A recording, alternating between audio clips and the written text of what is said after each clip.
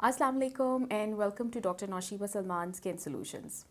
आज मैं तो क्योंकि बहुत पुराना आप लोगों के साथ कोऑर्डिनेट करती हूँ, but today I am at a different forum और इसलिए मैं अपना इंट्रोडक्शन जो है वो आपको देना चाहूँगी। बेसिकली जो है वो I am a dermatologist and aesthetic dermatologist, या फिर आप उसको एस्थेटिक फिजिशियन या एस्थेटिशियन भी कह सकते हैं। मैंने अपनी रिक्वायरमेंट्स जो हैं वो एमबीबीएस के बाद जो है वो पाकिस्तान में पेम से पूरी की, और उसके बाद जो है वो मैंने डी डर्म किया इंग्लैंड से।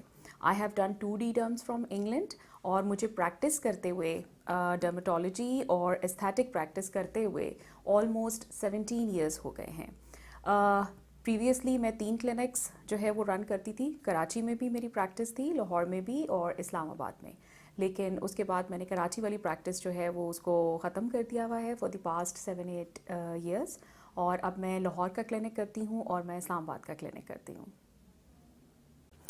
जब हम डर्मेटोलॉजी की बात करते हैं तो डर्मेटोलॉजी जो है वो सिर्फ खाली स्किन से रिलेटेड नहीं होती है, उसमें हेयर, नेल यानी कि हमारे जितने अपेंडेजेस हैं वो उसमें इंक्लूडेड होते हैं।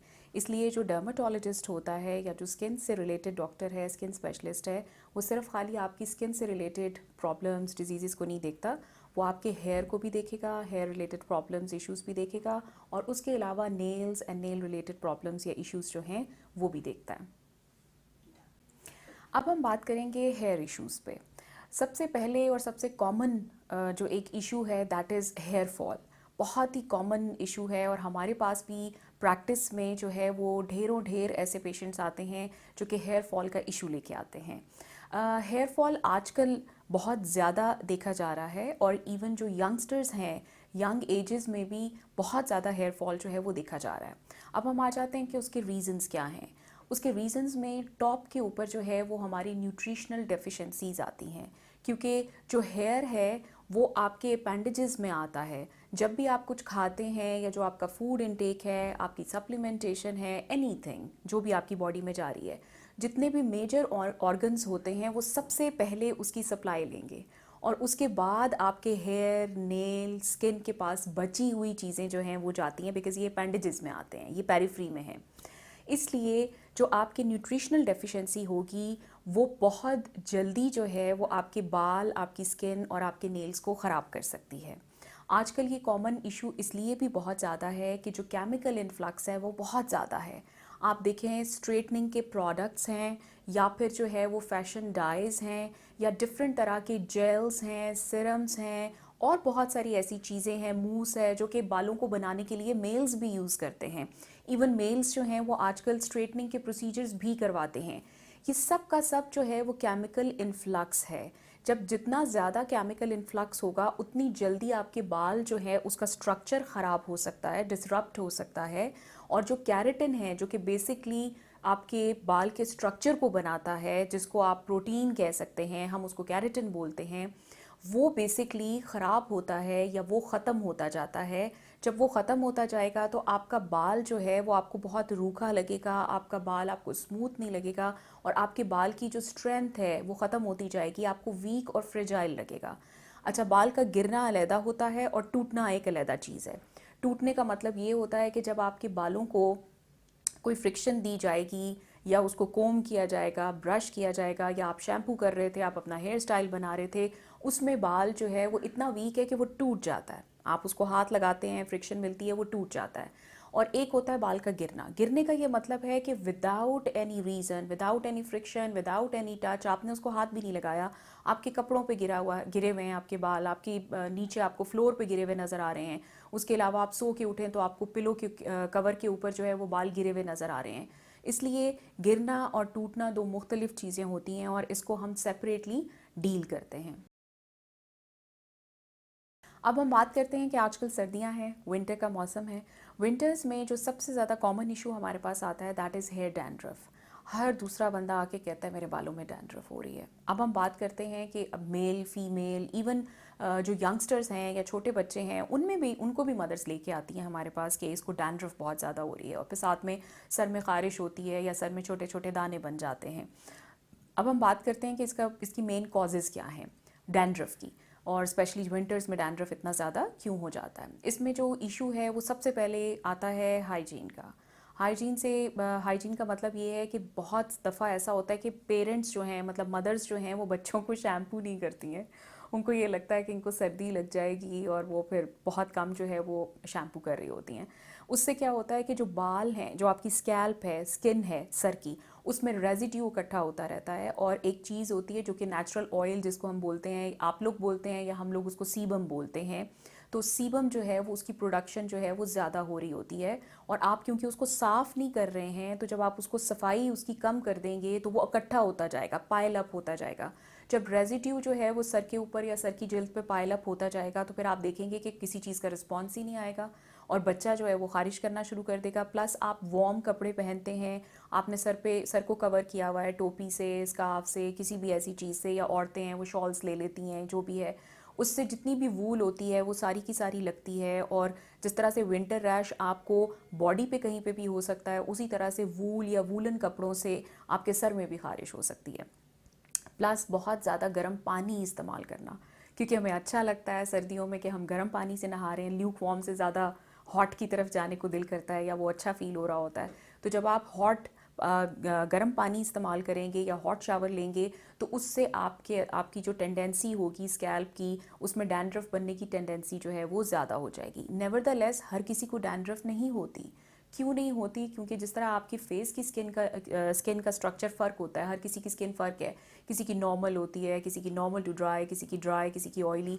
उसी तरह से जो स्कैल्प की स्किन होती है वो भी सबकी फ़र्क होती है। ऐसा नहीं हो सकता कि सभी लोगों को जो है सर्दियों में डैंड्रफ होना शुरू हो जाएगी। तो डैंड्रफ उसी को होगी जिसमें सीबम ज़्यादा बनता होगा और उस पर फंगस लगने का, बेसिकली जो सिबोरिया है जिसको हम डैंड्रफ बोलते हैं या जिसको हम फंगस बोलते हैं, वो बेसिकली जो है वो उनको ज़्यादा लगता है जिनमें सीबम की प्रोडक्शन ज़्यादा होती है। अब हम आ जाते हैं कि डैंड्रफ तो एक कॉमन इशू है, इसमें यंगस्टर्स हैं, बच्चे हैं, बड़े हैं, सभी आ रहे होते हैं। उसके अलावा कॉमन इश्यूज़ जो हेयर के इश्यूज़ हैं वो क्या हैं? इसमें हमारे पास एक और जो बहुत कॉमन इशू आता है, दैट इज़ टीलोजेन एफ्लूवियम। इसका ये मतलब होता है कि ओवरऑल डिफ्यूज़ली आपके बाल गिरते हैं, diffuse thinning of your hair होती है और आपके पूरे के पूरे बाल जो हैं वो गिरते हैं।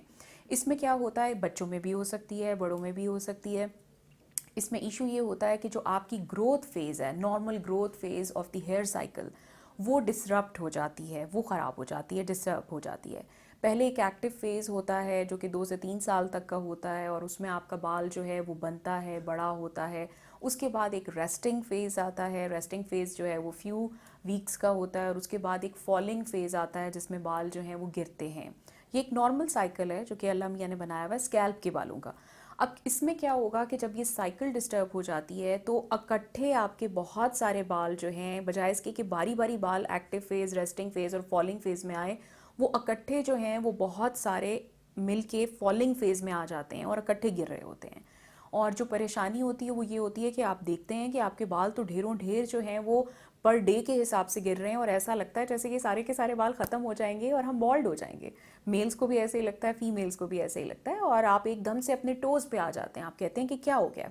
यही वाली चीज़ जो मैं आपको बता रही हूँ, ये जब चाइल्ड बेयरिंग एज होती है तो डिलीवरी के बाद औरतें 2 से 3 महीने के बाद ये चीज़ जो है वो उसको ऑब्ज़र्व करती हैं कि मेरे इकट्ठे बहुत सारे बाल गिरना शुरू हो गए। ऐसे टूटते हैं डॉक्टर साहब, ऐसे लगता है जैसे जड़ से निकल रहे हैं, रूट से निकल रहे हैं, जुड़े तो हुए ही नहीं है, ऐसे लगता है सब के सब इकट्ठे ही नीचे गिर जाएंगे। उसमें भी यही होता है, ड्यूरिंग प्रेगनेंसी आपके सारे के सारे बाल जो हैं वो एक फेज़ के अंदर जो है वो लॉक हो जाते हैं और जब वो डिलीवरी के बाद अनलॉक होते हैं तो सारे के सारे इकट्ठे गिर जाते हैं। ये फिर आपको क्या कहते हैं, परेशान करने के लिए बहुत काफ़ी होता है। और क्योंकि लेडीज़ में ऐसे वक्त में आफ्टर डिलीवरी जो है वो न्यूट्रिशनल डेफिशिएंसीज़ बहुत ज़्यादा देखी जाती हैं और वो लैक्टेट करती हैं, बच्चों को नर्स कर रही होती हैं, तो उनमें सपोर्टिव ट्रीटमेंट उनको देना ज़रूरी हो जाता है। अगर हम नहीं देंगे तो इकट्ठे बहुत सारे बाल हम लूज़ कर जाएंगे, तो फिर वॉल्यूम को बाद में रीगेन करना और रीस्टोर करना फिर बहुत मुश्किल हो जाता है। फिर हम आ जाते हैं कि एक और इशू है एलोपेशिया एरियाटा। एलोपेशिया एरियाटा जो है वो बच्चों में भी होता है, बड़ों में भी होता है, बट ये एक ऑटो इम्यून डिजीज़ है। ऑटो इम्यून डिजीज़ का मतलब ये है कि आपके इम्यून सिस्टम से डायरेक्टली रिलेटेड होती है। जब भी बॉडी जो है वो स्ट्रेस में आएगी, जैसे बच्चा किसी भी चीज़ का स्ट्रेस ले सकता है, आप उसका स्कूल चेंज कर दें, उसके पेपर्स हो रहे हैं या होने वाले हैं, कुछ भी हो सकता है। इस तरह से भी है। और उसके अलावा बड़ों में भी किसी भी चीज़ का स्ट्रेस हो सकता है, आपकी स्लीप डेप्रीविएशन है, आप ओवरवर्कड हैं, या उसके अलावा जो है वो आपको कोई ऐसी disease, let's suppose typhoid fever या समथिंग, जिसमें आपको मेडिसिन जो है वो 2 to 3 months के लिए लेनी पड़ गई, या कोई ऐसी सर्जरी हुई है आपकी, उसके बाद जो है ये आपको शो हो सकता है। नेवरदलेस ये हर किसी में नहीं होगा। बहुत सारे लोग स्ट्रेस में आते हैं, बहुत सारे बच्चे आते हैं, बट उसका ये मतलब तो नहीं कि सबको एलोपेशिया एरियाटा हो जाएगा। वो इसलिए नहीं होता कि जिसके इम्यून सिस्टम में प्रॉब्लम है ये सिर्फ उसी को होगा।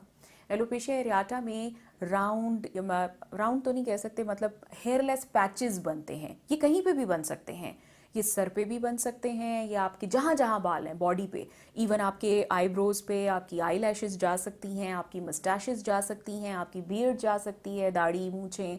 उसके अलावा आपकी बॉडी पे कहीं पे भी आपको हेयरलेस पैचेस जो हैं वो नज़र आ सकते हैं। ये ऑटो इम्यून होता है और इसमें बहुत ज़रूरी होता है कि आप पेशेंट जो है वो कंसल्ट कर ले डॉक्टर को, ताकि वो इसको टाइमली रोक सके। अगर आप इसका इलाज नहीं करते या इसको रोकते नहीं हैं तो ये बढ़ भी सकती है। जैसे एक पैच से 2-3 पैचेस, 5-6 पैचेस भी बन सकते हैं, या अगर सर पे पहले बने थे तो उसके बाद बाकी कोई और एरिया बॉडी का इन्वॉल्व हो सकता है, या फेस पे आ सकता है। तो ये चीज़ें जो हैं, इसके ये अगर इशू हो तो इसको आपको फ़ौरन कंसल्ट करना चाहिए, ताकि आप डॉक्टर को दिखा के जो भी ज़रूरी रिक्वायर्ड चीज़ है उसको ले सकें। लेकिन एक बात याद रखें, एलोपेशिया एरियाटा ऑटो इम्यून डिजीज़ है और उसको आप बॉडी से ख़त्म नहीं कर सकते। We need to monitor it. हम उसको ऑब्जर्व करवाते रहते हैं और उसके बाद उसको मॉनिटर रखते हैं, ठीक है। तो ये कुछ कॉमन इश्यूज़ थे। एक और जो एडल्ट्स में बड़ा कॉमन इशू है, that is the dye allergy. Dye allergy के साथ बहुत ज़्यादा लोग आते हैं, because early greying chemical influx की वजह से आजकल कुछ ज़्यादा ही देखी जाती है। बाकी ये जेनेटिकली होता है, हम बालों को वाइट होने से, ग्रे होने से रोक नहीं सकते। कम कम करना या डिले करना थोड़ा सा पॉसिबल है, और वो इस तरह से हम करते हैं कि हम केमिकल इन्फ्लक्स जो है वो मिनिमम करा देते हैं। बट आपने देखा होगा इतना केमिकल इन्फ्लक्स है, और ऊपर से फिर ग्रेइंग है उसको कवर करने के लिए आप बार बार जो है वो डाइज जो हैं वो लगाते हैं। जितना ज़्यादा आप डाई यूज़ करते जाएंगे उतना ज़्यादा damage to the colour making cells of the hair, यानी कि जो रंग बनाने वाले या रंग देने वाले सेल्स हैं आपके बालों को, वो उतने ही तेज़ी से डैमेज होते हैं, तो आपकी और ज़्यादा ग्रेइंग होती है। इसमें हम पेशेंट्स को ये कहते हैं कि आप लेसर ईवल चूज़ करें। इसका ये मतलब है कि ऐसे बहुत सारे मेडिकेटेड डाइज हैं जिसमें फॉर्मेल्डिहाइड, रिसोर्सिन, पीपीडी और उसके अलावा अमोनिया, चारों चीज़ें नहीं होती हैं। याद रखें, जब आप ओवर द काउंटर ख़रीदेंगे तो वो आपको अमोनिया फ्री कह के दे देंगे, लेकिन उसमें बाकी सारी चीज़ें हैं, वो आपका पर्पस फुलफिल नहीं कर सकता। इसलिए आप लेसर ईवल डाइज को चूज़ करें, करते रहें डाई। लेकिन एक बहुत इंपॉर्टेंट बात यह है कि जब आप अपना डाई लगाएंगे तो आपको कलर सेफ शैम्पू भी चेंज करना पड़ेगा। आप नॉर्मल शैम्पू नहीं कर सकते। अगर आप नॉर्मल, जैसे हर कोई शैम्पू कर रहा होता है, आप कोई सा शैम्पू खरीद के लगाएंगे तो उससे आपका डाई, क्योंकि वो कलर सेफ नहीं होता, वो आपका डाई जल्दी उतारेगा। जब आपका डाई जल्दी उतरेगा तो फिर आपको डाई ज़्यादा जल्दी ज़्यादा फ्रीक्वेंटली करना पड़ेगा। आप जितना फ्रीक्वेंट डाई करते जाएंगे उतनी जल्दी आपके बाल जो हैं वो ख़राब होंगे और भी ज़्यादा ग्रे होंगे। इसलिए हम ये सजेस्ट करते हैं कि आप डाइज़ में लेसर ईवल डाइज़ चूज़ करें। आप ग्रे हेयर को कवर करें, क्यों नहीं करना। हम तो बिल्कुल नहीं कहेंगे कि आप वाइट हेयर के साथ रहें। और उसके साथ साथ जो है वो आपने अपना शैम्पू चेंज करना होता है, क्योंकि अगर आप शैम्पू चेंज नहीं करेंगे तो आपका डाई बहुत जल्दी उतरेगा और फिर आपको बहुत जल्दी डाई लगाना पड़ेगा, तो केमिकल इन्फ्लक्स जो है वो ऑटोमेटिकली ज़्यादा हो जाएगा।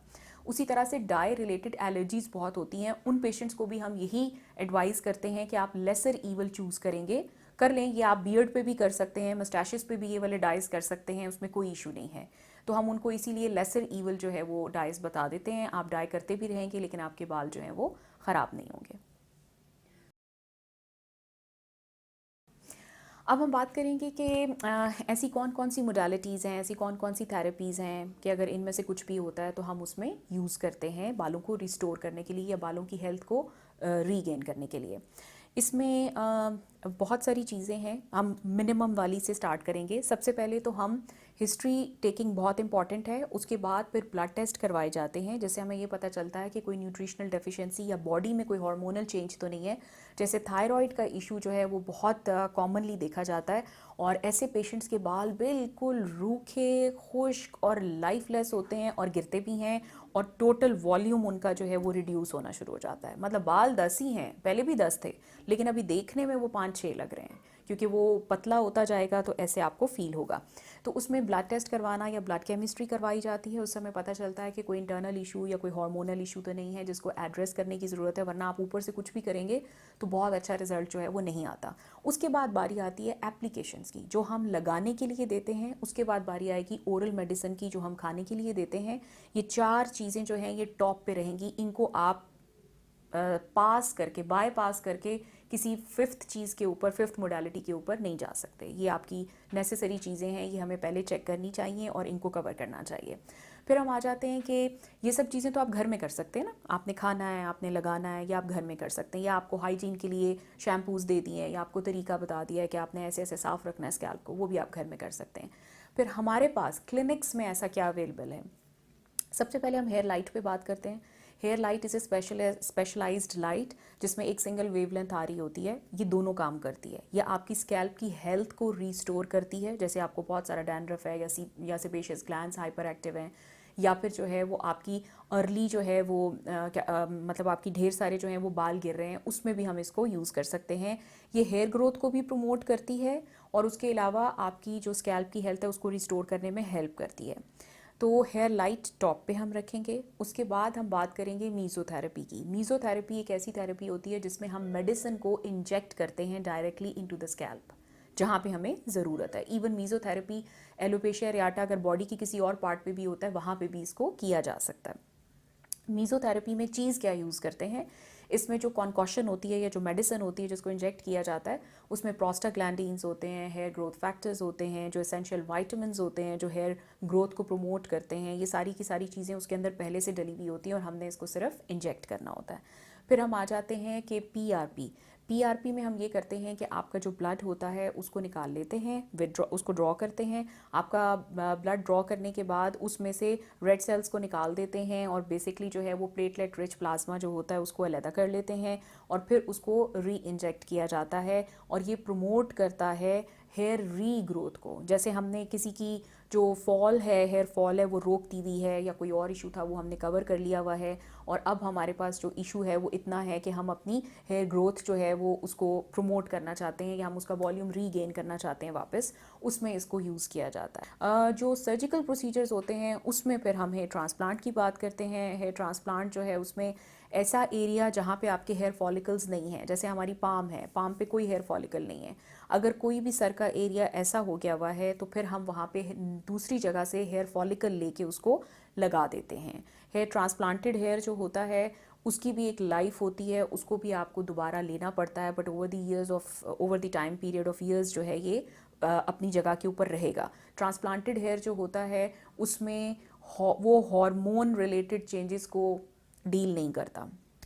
इसका ये मतलब है कि जैसे टेस्टोस्टेरॉन ज़्यादा होता है या एंड्रोजेंस जो हैं वो ज़्यादा होते हैं मेल्स में और उसकी वजह से उनके बाल गिरते हैं, तो जो ट्रांसप्लांटेड हेयर होता है वो एंड्रोजन को रिस्पॉन्ड नहीं करता। इसका ये मतलब होगा कि ये ज़्यादा देर तक चलता रहता है। तो ये कुछ ट्रीटमेंट मोडालिटीज़ थी जो कि मैंने आपको बताई हैं। नेवरदलेस ऐसी बहुत सारी चीज़ें हैं जो कि हमें इन्फेक्शन होता है या एलोपेशिया एरियाटा है उसमें हमें ऐड करनी पड़ती हैं। उसमें स्टेरॉइड्स भी हो सकते हैं, उसमें इम्यूनो मॉड्यूलेटर्स जो हैं वो भी लगाने के लिए दिए जाते हैं, बट ये सब आपकी थेरेपीज़ जो हैं वो हम आपको देख के ज़्यादा अच्छे तरीके से बता सकते हैं, बट इन जनरल ये वाली थेरेपीज़ हैं जिनको यूज़ किया जाता है।